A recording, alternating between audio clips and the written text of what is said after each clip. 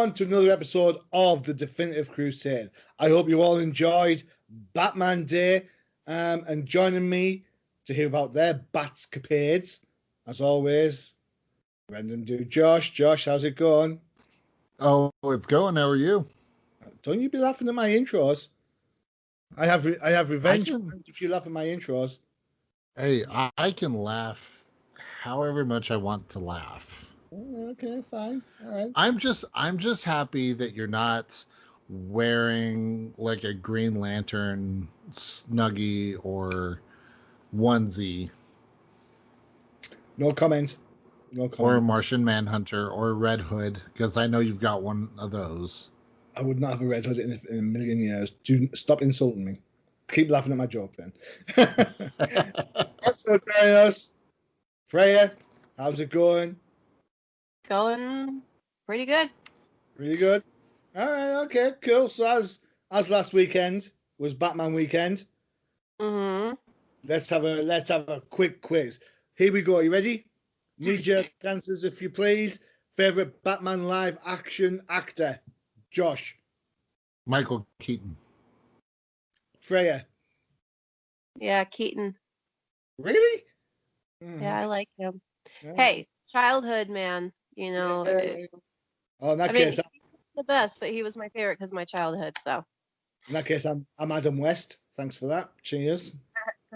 It's so much better for that now. Woohoo! Favorite Batman writer? Freyja. Can I skip? Harsh. Josh. Oh. Frank Miller. Alan Grant. There you go. There's a name from the past. Okay. All right. Favorite Batman artist? Josh. Bill Finger. Ooh. Snazzy. Freyja. Ooh, that really depends on my mood. Oh, God. The colors are nice. Yeah. Favorite Batman colorist? Adrian Rowan. Yeah, that's the thing though, is I'm so nitpicky and kind of No. so That's Freyja? No. No such beast. yeah. Honestly, I'm just gonna go with recently. Who is the one who did Batman Damn's artwork? Crap, what was his name? Lee. Yeah. Yep. Okay. Good shout. Good shout. Jim Aparo. Mm-hmm. I'm old school. What can I say? All right. For the big question, I think I know some of these. Favorite Batman animated movie? Freyja. Into the Red Hood, I really liked with Batman, or was it Into the Red Hood? Into the Red Hood. Yeah. Yeah. Cool. All Or right. Mask, which is good, or Fantasia. Mask of the Phantasm. Yeah. Pretty good. Good shout. Josh. Well, shit. She just took the two I was going to say, either Under the Red Hood or Mask of Phantasm. What the hell? Phantasm's the best. Sorry. You're not sorry. Don't lie. No. To be fair, I've got to be honest. I don't think, other than the ones that came out, the Batman Unlimited ones that came out, which was the Mecha Monsters and something else. But I'm pretty okay with most Batman animation, to be honest. Mm-hmm. Yeah. One of the things they managed to get right most of the time is Batman animation, just depending on the style. So cool. Yeah. All right, excellent. So a big week, Batman Day, and of course it is the continuation of the Joker War, and a pretty big special issue came out. It was Detective Comics 1027, the alleged 1000th appearance of Batman in Detective Comics, not counting, of course, all the times the Batwoman was the lead and not Batman. So don't tell DC that, because you'll get their knickers in a twist. All right, so this is a mammoth 144 pages worth of Bat stories featuring. I'm not going to go through them all, so if I miss you out, I'm genuinely really sorry. But it's got creators such as the current group with Peter J. Tomasi, Brad Walker. You've got Brian Michael Bendis. You've got some Matt Fraction. Got James Tynion the fourth. Let me do my Romans. Yeah, fourth. Tom King's in there. Thankfully, not a story you have to read 90 issues of, but hey ho. Scott Snyder's in there as well. Old school Dan Jurgens, Marv Wolfman, and of course Snyder is also making an appearance. Right, this is one of those books where there's like so much going on, so many different stories. So, Josh, start us off. Was it a good celebration of everything that's Detective Comics? I enjoyed it for what it was. Uh-huh. Being able to see Batman in all his different iterations. I don't know about you guys, but I enjoyed seeing the Joker dressed up like Prince from the Bat Dance music video. That was the one panel that stood out of the whole damn book. Was that one panel where Joker's dressed up like Prince. It was a fun read. It's definitely a big event book. And so you have to go into it with that understanding. It's an event book. So just enjoy it for what it is. This is one of those ones where I did not mind seeing the different art styles. Uh-huh. At least each story kept their art style consistent within each respective story. Yeah, that's cool. And I was okay with that. I know we've been harsh on art styles changing within a story, but for this it worked because it was separate stories within the book.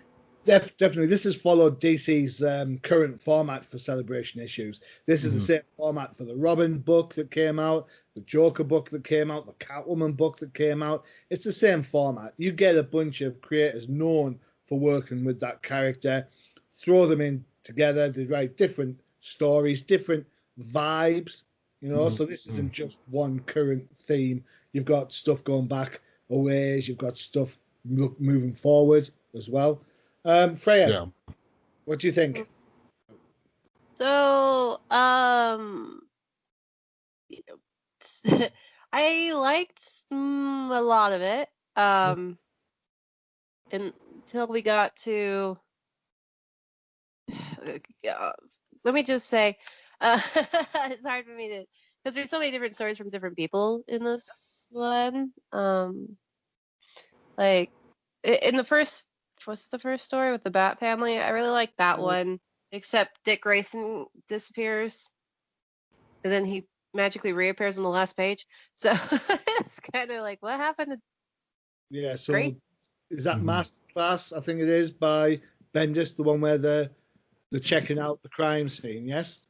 Yeah. Yeah. That one. Dick Grayson just kind of was there, and then he's not, and I completely. I don't know if I misread something or what, but he was just not there in the parking garage at all with Killer Croc. It's everyone else, including Jason Todd, but we can't have Dick Grayson there for some reason. Then he appears magically, falling from the sky in the last panel. So I don't know if he was just chilling with Commissioner Gordon or not. I didn't really say. But anyway, I like the book, but then we got this like one random story that wasn't even a Batman story. It was just GCP The Silver Ghost story, the police story. The Rookie. Oh, okay. Yeah, the Rookie story, and I was like, why is this even in here? Yes, we know Gotham's corrupt. That's kind of the point, Yeah. Like, okay, and so okay, why is this in here? It had no point in being in here. So after that, I was like, whatever. So I kind of skimmed that. And then the last story, I'm not even going to go over because I'm not a fan of that art style at all. So, Ghost Story. Mm-hmm. So this is a gift by Mariko Tamaki and Dan Moore as the artist. Tamra Bonvillain's on colours and Tom Napolitano is on letters. So there you go. Credit where credit's due. Check me out. Yeah, I think you're right. Those last two stories, they kind of lead into things down the line, don't they? They're kind of like the primer for the next for the generation storyline for one thing, and of course the next sort of big arc for Detective Comics is kind of alluded to in there as well. So yeah, not I like as in their own book, I suppose. I like the panel from, it was Lee Bermejo, or I'm not sure. It was the black and white panel that was done, calling reference to the old movie serials. I believe that one's referencing, I want to say 1943 movie serial. Yeah. Cool. So that was cool to see, especially where, like, I've seen 1943 and I've seen 1949's movie serials. 43 was with Dr. Daka, and then 49 was with the Wizard as the main villain. All Amazon Prime as well at the minute for us everywhere else. Josh, do you have a favourite story? You guys kind of mentioned the ones you liked and not liked.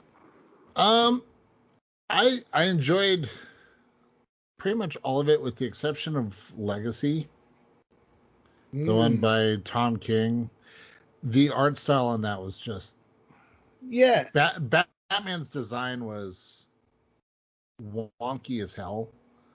So the artist, I don't know if So the artist on that book was the one story was Walter Simonson, or Simonson, depending on how you want to pronounce it. Absolute god when it comes to comic book art. I agree though, it does take a step to left field a little bit. The Silver Ghost story, that one was exciting to read just because it was incorporating Detective Comics number 27. Yeah. So that's good old Grant Morrison pulling his usual fandom, pull everything together type of stuff that he does, which he did Batman R.I.P. and of course what he's doing with Green Lantern at the minute, which we don't talk about a lot. The art was by Chris Burnham, colours Nathan Fairbairn, and letters by Steve Wand. Yeah. I like the original costume that was designed not by Bob Kane but by Bill Finger, and so to see that be incorporated into this, I think it does pay homage to Bill Finger in that respect. Okay, cool. So I read this book. I bought the standard copy. I haven't bought like the special variant or anything like that. To be honest, I could take or leave Blowback, the Peter Tomasi one. I was kind of like, I get you guys have got to go first. You're on the book at the moment, so this is kind of like you need to go in there. The Masterclass with the Bat family, I thought was a lot of fun. It was Damien was always like, oh yeah, it's Killer Croc, and everyone's trying to talk him out of it. I like the Steph Brown and Barbara Gordon bit. I thought that was canny. That was decent. I didn't mind Rookie. It felt a little bit like the Batman versus Superman movie, where the cops come to rescue the girls that are held up in the thing, and the cops are all like still out there, I suppose. So, I liked 4 by Kelly Sue DeConnick, mainly because I also like John Romita Jr. He's one of my favorite artists, so that was fine. The Dan Jurgens Generations one, I could have taken or leaving, but it's an advert for a book coming up down the line. So, all in all, I think there's a lot more to enjoy than not to enjoy in this. Is it worth the extra books? The extra dinero? Is that how you pronounce it? Dinero? In Spanish? Yeah, dinero. I don't know if it's worth all that. Could they not dropped a couple? Maybe. But overall, I quite enjoyed it. I thought it was decent though. Like I said, it was a fun read. Yeah, fun read. A fun read all the way around. I would have liked to see more differentials between the decades. And whilst everyone's talking about it's 1,000 issues of Batman, you've also got to think it's 1,000 issues of Commissioner Gordon, who was also in Batman 27. So why could we not have a James Gordon story? But hey, I know it's a crying shame. no one cares. That's true.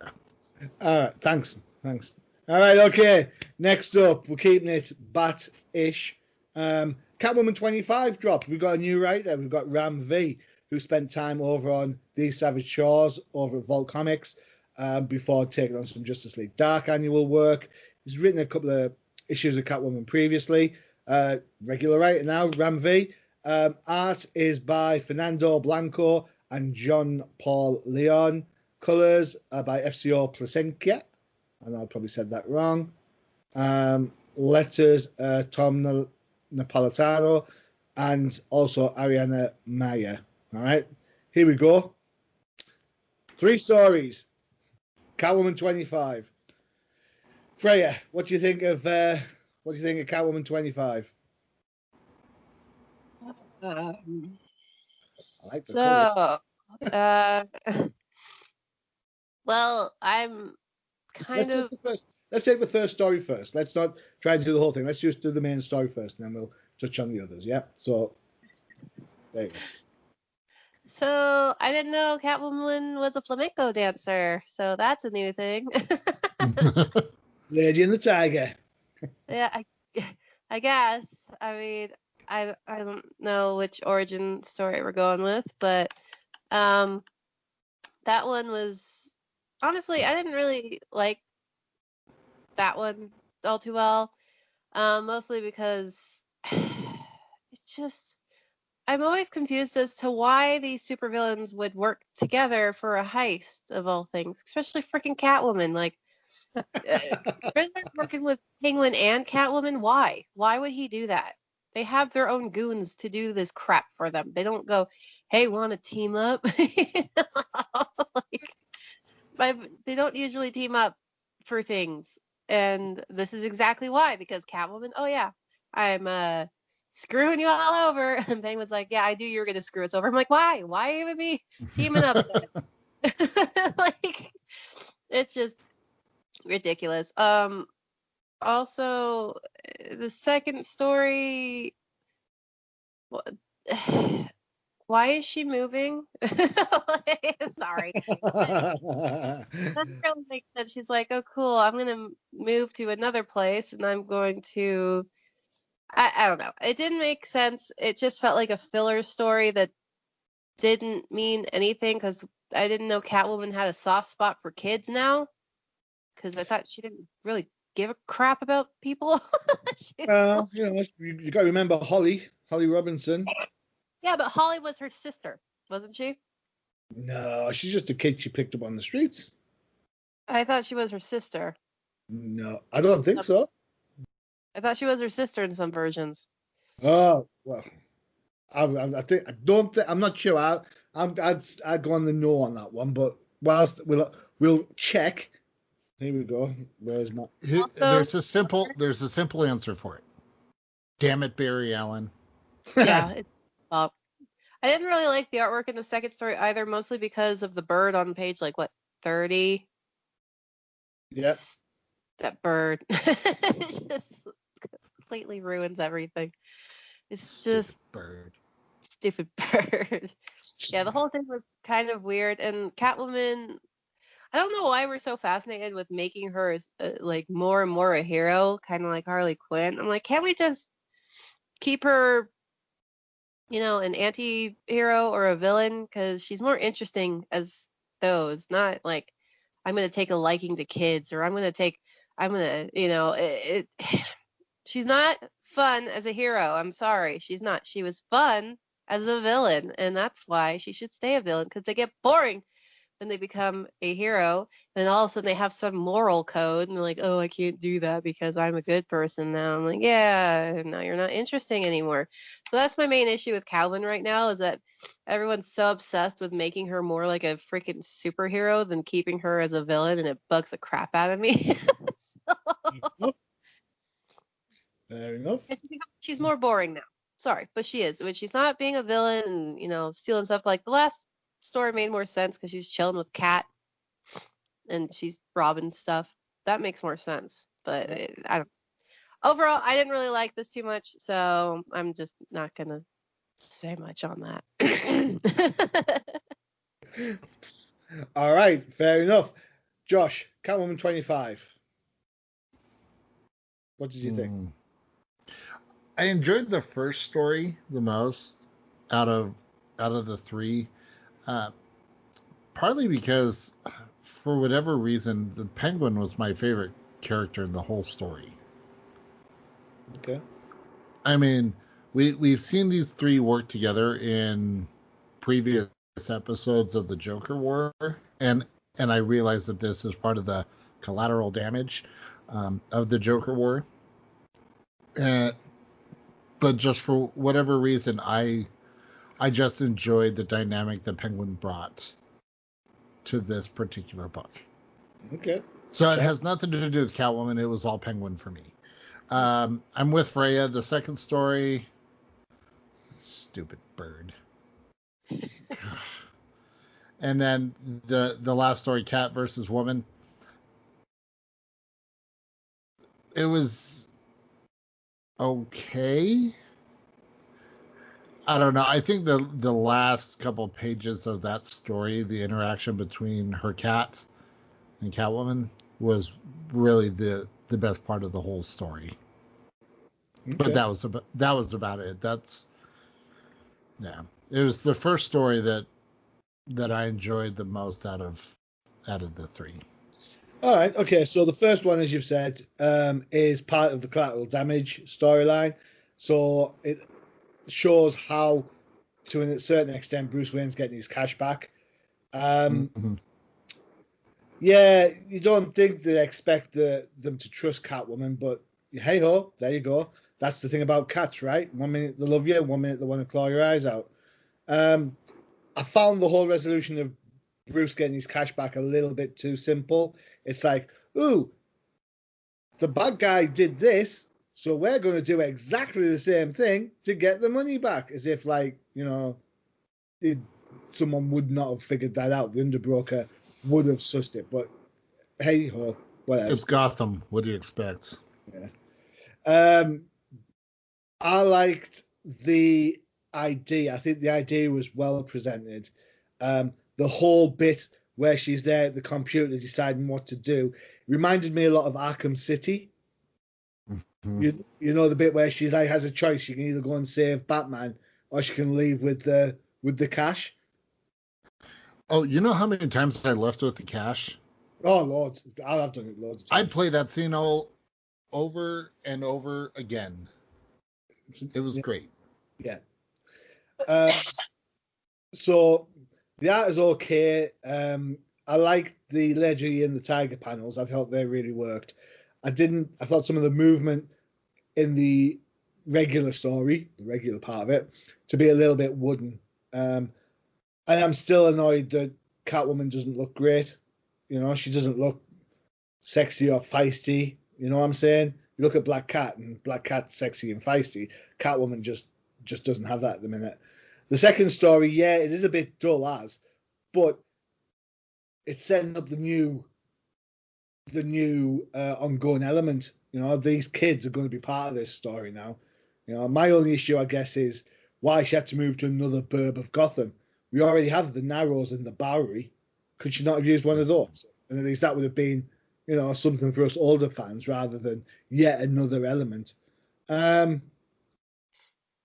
Last story, depending on your point of view, depending on whether and your mood, it depends. It's either cheese on toast or it's pure charm, right?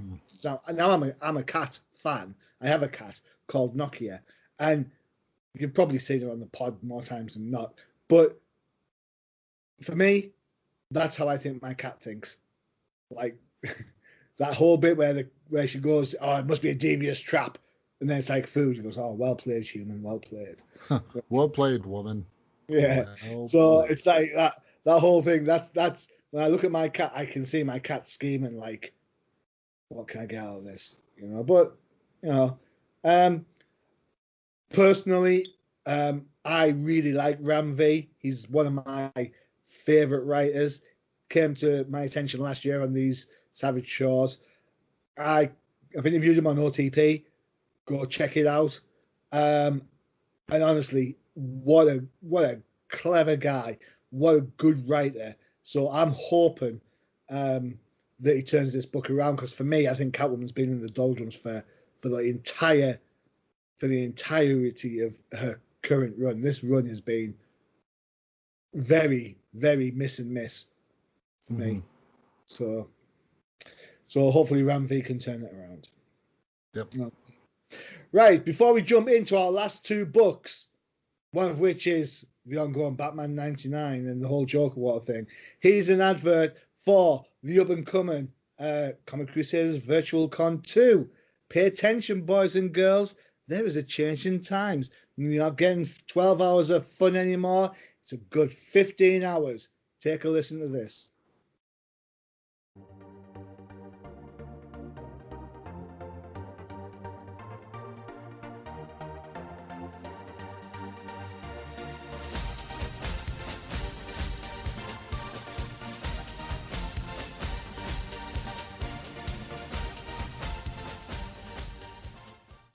Welcome back to the Definitive Crusade with me, your host, Johnny the Machine Hughes, Random Dude Josh, and Freyja. Right. 2 down, 2 to go. It's time to go back in time. Play some harp music, audio-visual guy. Injustice Year Zero, number 6. Written by Tom Taylor, art by Rog Antonio, colors by Rain Burrito, and letters by Wes Abbott. Freyja, this is your call. This is your choice. Take it away. So, I initially picked this because, Justice Society and all that jazz and whatnot. So, but then I'm not going to say I regret the choice completely, because I don't.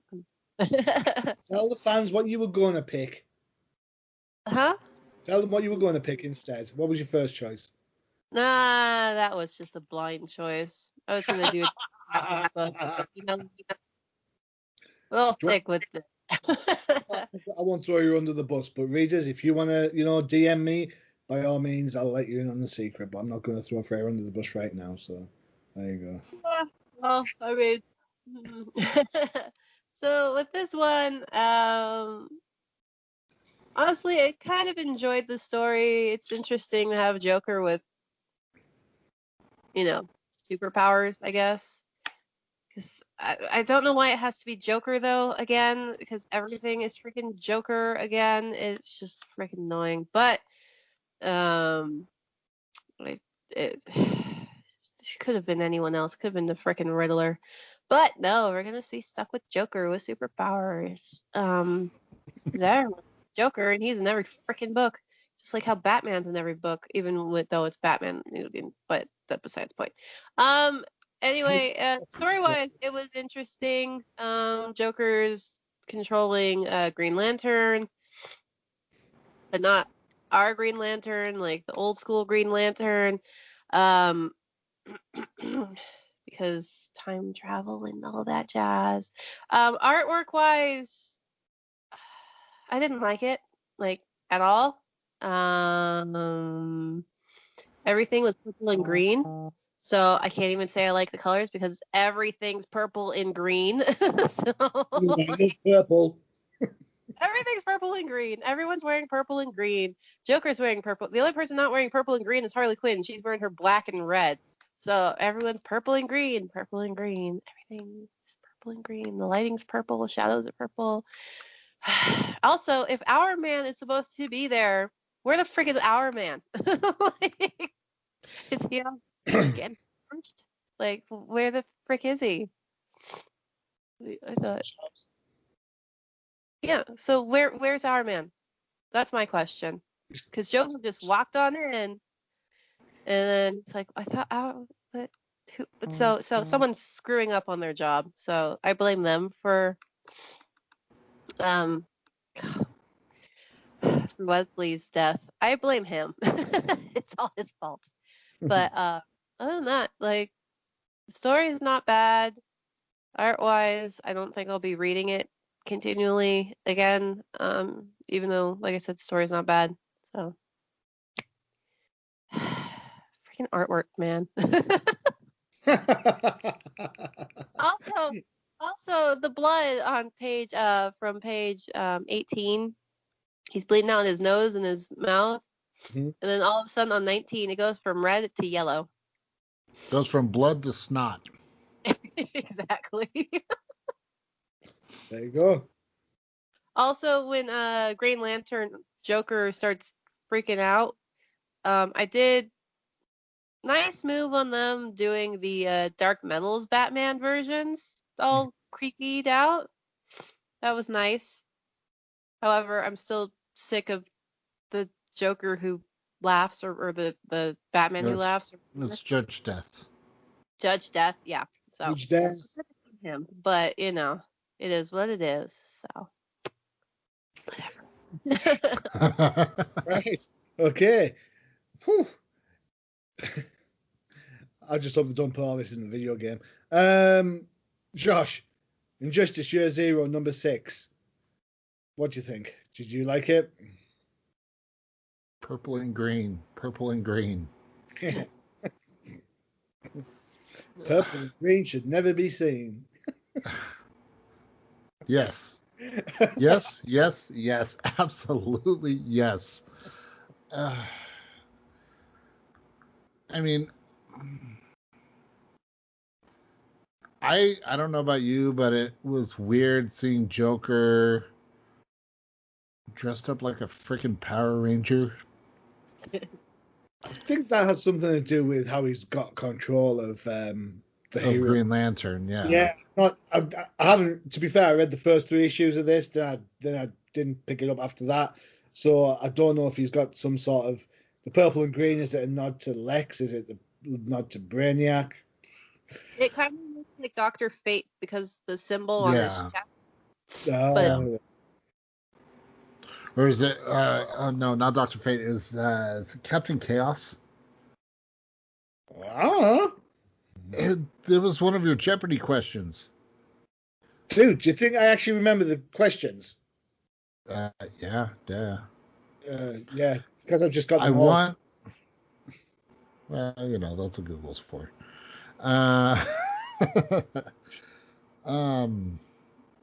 No, not Captain Chaos. No, it's it has to do with Dr. Fate. It was like the villain who. What? Is it Dr. I can't even say it. Dr. Mordred? Yeah, sure it is. That's a Mordu, so it's pronounced something like that.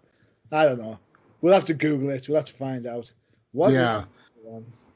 Yeah, something along those lines, but that was weirding me out. The picture of the Justice League, I didn't like how they did the faces because it made all the women look like men. Sorry, but they don't. Superman's smile was creepy as hell. I was the only part of this book that I enjoyed was when Joker lost control of Green Lantern and they both plummeted. I was just like, oh, well, that was okay. All right then. Sick and twisted, and all right. It just like the story. It killed everything, and hopefully that ends the story in itself. But no. Purple and green. Purple and green, never be seen. As I said, I've missed out the other 2 issues. 1 through 3 were fine. Then I kind of dropped off. I've just got too much stuff to read, I guess. There's an episode of classic Star Trek in which it's called the Romulan Incident, and Captain Kirk's disguised as a Romulan. He boards a Romulan ship, and then he goes up to the Romulan guard who's guarding the cloaking device, and he turns around and says to him, "There's an intruder on the ship." And the guard goes, "Well, how do you know?" And then Kirk does him in. This was the 60s. I don't know how stories haven't changed since that time. That's like 40 odd years ago. Yeah. Maybe longer. You kind of think. So the bad Alan Scott Green Lantern who's infiltrating the Justice Society, goes up and says, somebody's infiltrating the Justice Society. And then, I'm like, really? That's the best we could come up with? I mean, I like Tom Taylor. I think he's written some fantastic stuff. I don't know if this is kind of just flying under the radar because it's digital only or digital first. But I just think it's just kind of a little bit lame. Mm-hmm. Lame. It really knocks me because I really liked the first arc with Batman in daylight and the cops are giving him grief and he's like just answering the questions, and I liked the little bit of banter there. I thought that was fun. But other than that, I mean, the art hit and miss like nobody's business. I don't get how the Justice Society look quite young, with the exclusion of Black Canary. Obviously we've got to change the age of the Justice Society Canary so it stands out from the regular one. But still, I don't know. I didn't like the art. I'm with Freyja on this. No, not good at all. Not my cup of tea. Which is a shame because you all know how much I love the Injustice video game. Mm-hmm. At least the mobile version. Yeah. Oh, well, I just looked it up. That Joker got superpowers because he has the amulet of Who? Apophis. All right. Okay. Cool. Apophis. It has something to do with Hawk Girl, I guess. Okay. Yeah. So everyone's like, right, okay, now it makes complete nonsense. I mean, sense. I've never heard of this amulet before. Which one? I'll leave it to you to decide. It is. It is what it is. All right, okay, there you go. So, the coup de grace, the book that everybody waits for every fortnight. We are talking about the penultimate episode of the Joker War. This is part 5 in Batman 99. Written by James Tynion IV. Art by Jorge Jimenez. Colors by Tomei Morey. Letters by Clayton Cowles. There you go. There's a lovely Batman and Nightwing cover on the book that has absolutely nothing to do with the comic. So, hey ho. Josh, this is your call. Mm-hmm. You stated your case quite vehemently. I remember a few eps back when you said, "I am going to be doing this." So you're going to hoist you by your own petard for this one, my friend. That's fine. So, continuing on, Batman has called in everyone for this. I was really excited to see all of the Bat family there. Even characters I didn't know. Orphan. Okay. You don't know Orphan? Didn't really care to. It's Cassandra Cain. Do not diss Cassandra Cain. Do you know how much spoiler was there? So we had Stephanie Brown. So there we go. Hey, Steph, great. But the internet loves Cassandra Cain. It's like bonkers in love with Cassandra Cain. Yeah. I mean, the one weird thing, so we have Red Hood, we have Dick Grayson, finally we have Dick back, Signal, Orphan, Red Robin, Spoiler, and Batgirl. Where the hell is Damian? That's what I was going to say. Well, you know where Damian is. You know what happened. Teen Titans Annual is what happened. Damian's disavowed himself of the Bat. Still, this is one of those moments where you think he would have still come back. I mean, hell, Dick Grayson and Red Hood are there. What makes me laugh about that whole scene is that they call him Red Robin. And I know. Robin. So, come on, editors, get with it.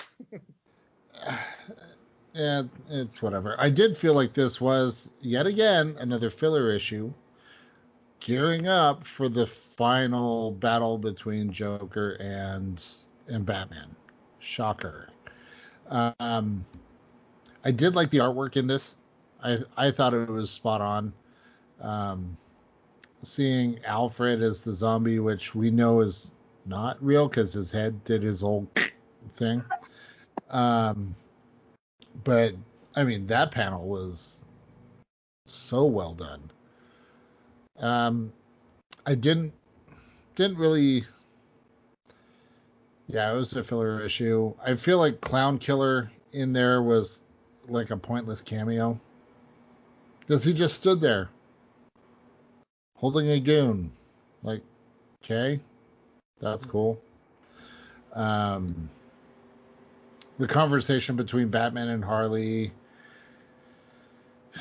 is back to the whole I'm going to kill him. No, you're not. Yes, I am. No, you're not. Fine. If he kills you, I'm killing him because you can't stop me. Blah, blah, blah, blah, blah. You know, I could have done without that conversation, but of course, Harley is part of the story.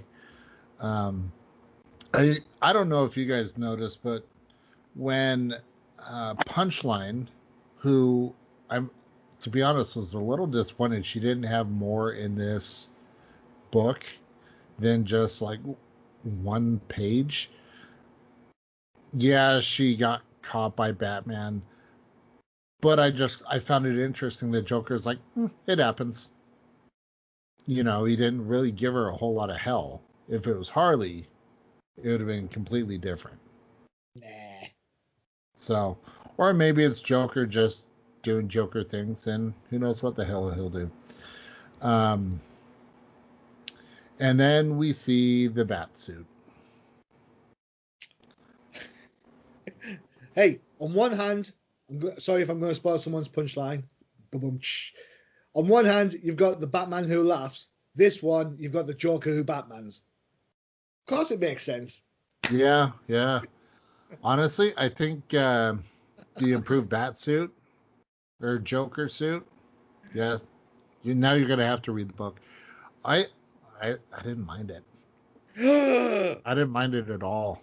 You've been sniffing Joker venom.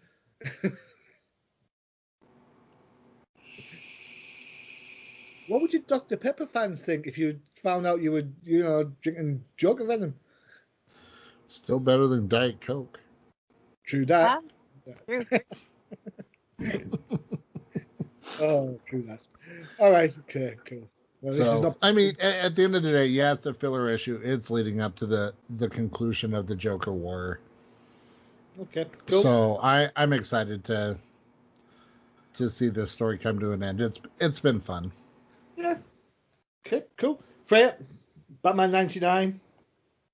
So, artwork was great, for the most part, except freaking Dick Grayson has doe legs or something wrong with his calves. Did you notice that? Like, he has massive thighs and itty bitty little stick calves.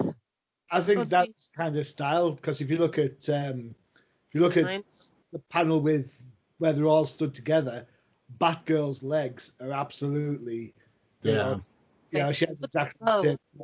They're also bowed, so it's just creepy. I don't like it. I disagree with the style choice.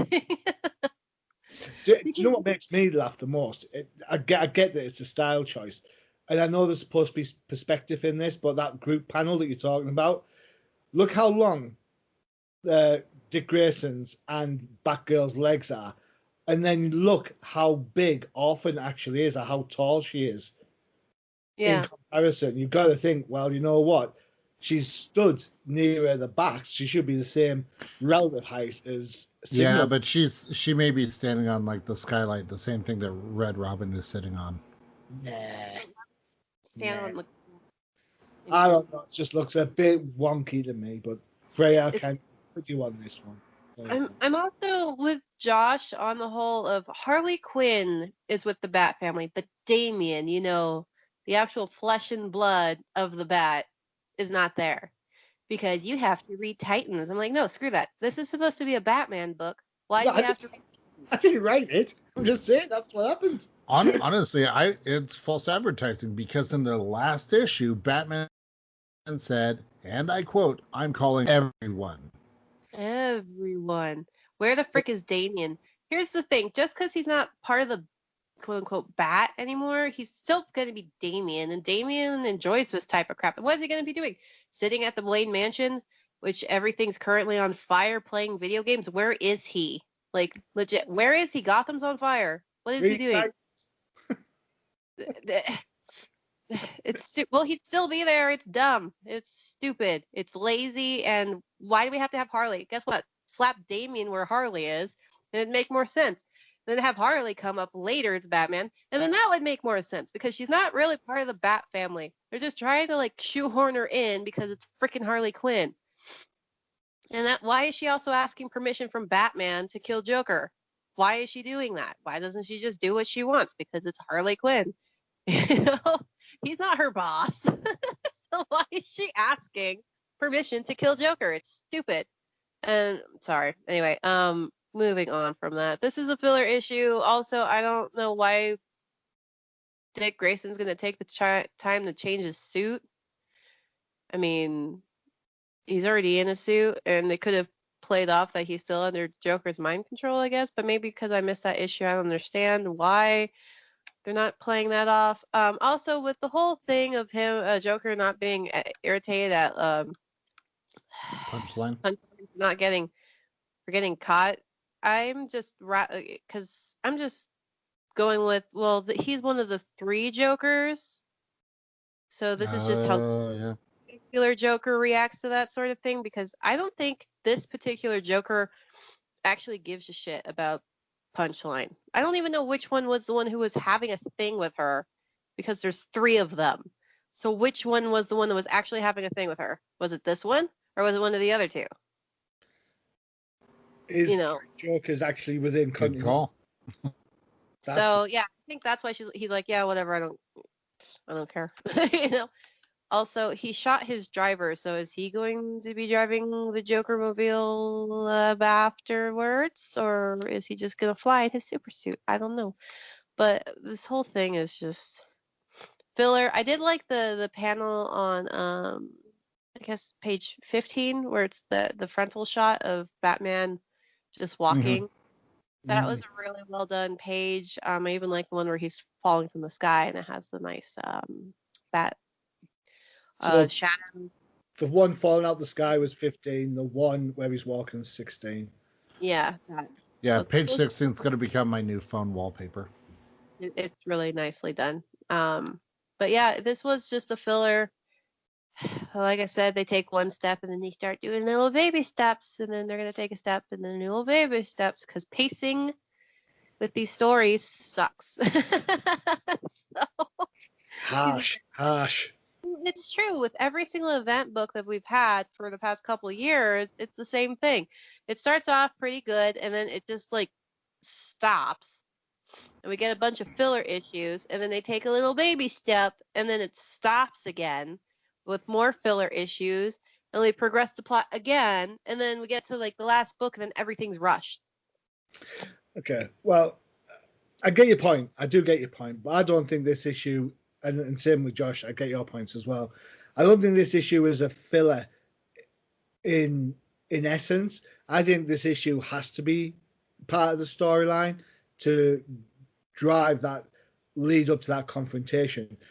I think probably the drug issues where Batman's high on whatever he was high on, I think there's probably, as we said last time, one issue too many in that bit, which has then delayed it. But I think this issue has to be in there. Batman has to be seen to bring the family back together, and it's got to have that sort of resonance. I think I enjoyed the Batman Harley conversation.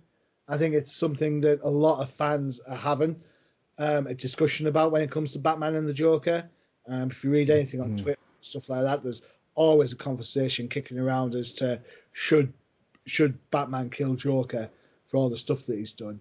I kind of like that, even though Batman's gone through the whole gauntlet of what he's been through over the last few issues, even going back as far as the prelude to this, because remember that was another 6 issues storyline as well.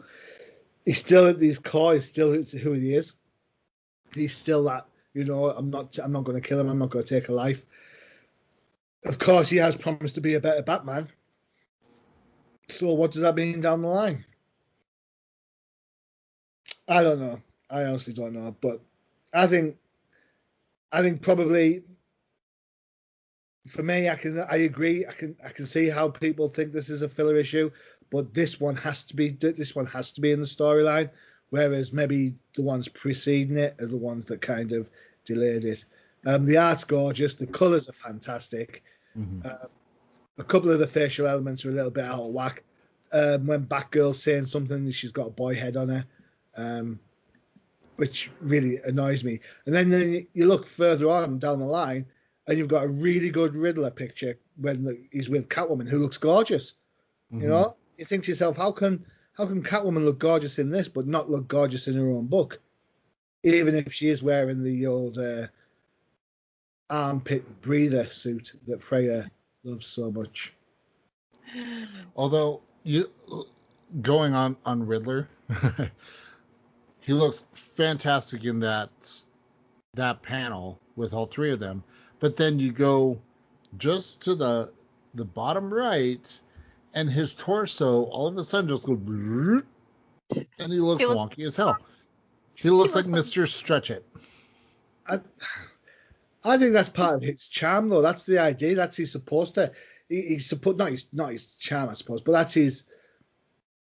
If you look back at the Batman cartoon, not Batman the animated series, the one after that, mm-hmm. yeah, where he's voiced by Robert Englund. Yeah. He's that really lanky, tall persona. Even the Jim Carrey one's thin and lanky. Well, yeah, it's all paying. I think it's honestly paying tribute to Frank Gorshin. I hope so, because I love Frank Gorshin. Yeah, Frank Gorshin was a fantastic Riddler. Frank Gorshin and Cesar Romero are my favorite Riddler and Joker, respectively. Mm-hmm. Without a shadow. What? Burgess. Okay, so that brings the question: who's the better Penguin, Burgess Meredith or Danny DeVito? Burgess. Okay then. Yeah. Danny DeVito. DeVito. He went with that concept of that particular movie, mm-hmm. but he's way too disgusting to be a proper Penguin. Sorry, but he is. Definitely. The Batman Returns movie, as much as I like it, and I like it better than I like Batman 89, it's a nightmare version of Batman. Mm-hmm. It's not Batman as from the comic books, so everything gets a little bit more darker, a little bit more twisted. Yeah. That's version of Batman, though. Yeah. So you kind of, but that's like, Julie Newmar's still my favorite Catwoman. So. Julie Newmar was great. Lee Merriweather wasn't bad when she filled in for Julie Newmar in the movie. They were both better than Eartha Kitt. Nothing against Eartha, but I was not a fan of Eartha Kitt whatsoever. But Eartha Kitt was better than Halle Berry. Well, everyone's better than Halle Berry as Catwoman. Even Anne Hathaway. Is it Anne Hathaway? Yeah. Anne Hathaway was barely Catwoman.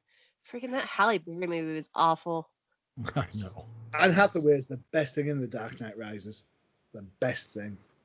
No, the credits were the best thing. The credits, you had to wait 2 hours 45 minutes for those bad boys. At least she turned up early. You know what? No. I think the best thing of that movie, and maybe this is just me, the scene when Alfred is crying and he's like, I failed you, because that has now become one of the best gifs ever, or meme, or however you want to use it. Yeah, honestly, I like Tom Hardy as Bane, though. I know that may not be the best, but I did like him. I like what Tom Hardy did with Bane. I just wish that they would have incorporated Venom into the Bane character. Yeah. Had they done that, then Tom Hardy's Bane would have been a million times better. I think The Dark Knight Rises is very lazy in its writing. It's very, very lazy. Well, but you have to, if you think about it, the original intent was the third movie was going to include the Joker with Heath Ledger. So things changed. I think that may have thrown it for a loop. Well, I get it, and it's absolutely tragic what happened to Heath Ledger. But that, regardless whether it's Heath as the Joker or Tom Hardy as Bane or whomever as whomever, the fact is, there's lazy writing all the way through that movie, absolutely all the way through. And on that, we should have a TDC special on why Batman and Robin, the movie, is better than The Dark Knight Rises. I'm all for it. Let's do it. Batman movies, and I'll be taking notes. Right. Okay. There you go, guys. That's it for another week. You've had 4 books, a quick back quiz at the start there, and of course our fantastic comments on Catwoman. There you go. Check it out. All right. All that's left for me to say is thanks to Freyja. Thank you, Freyja. No problem. Excellent. Thanks, Josh. Always a pleasure. And don't forget to check out the UCPN for all your favorite shows, including Freyja. K-Pop Cosmos. Hey, excellent. Josh? Oh, I'm excited to announce Flipside Focus is coming back. So Stay tuned for that because it's going to be awesome. And of course, we've got the recent OTP dropping with an interview with Jed McKay, the writer of Catwoman. Not Catwoman, Black Cat. There is a Freudian slip if I've ever heard one. Maybe the audio guy will help me out and edit that out. So I'll just say Black Cat. Dead, so you can get that put in for me. Cheers, audio guy. I am so getting fired. All right. All that is for me to say, don't forget to check out UCPN. And this is Johnny the Machine Hughes saying adios.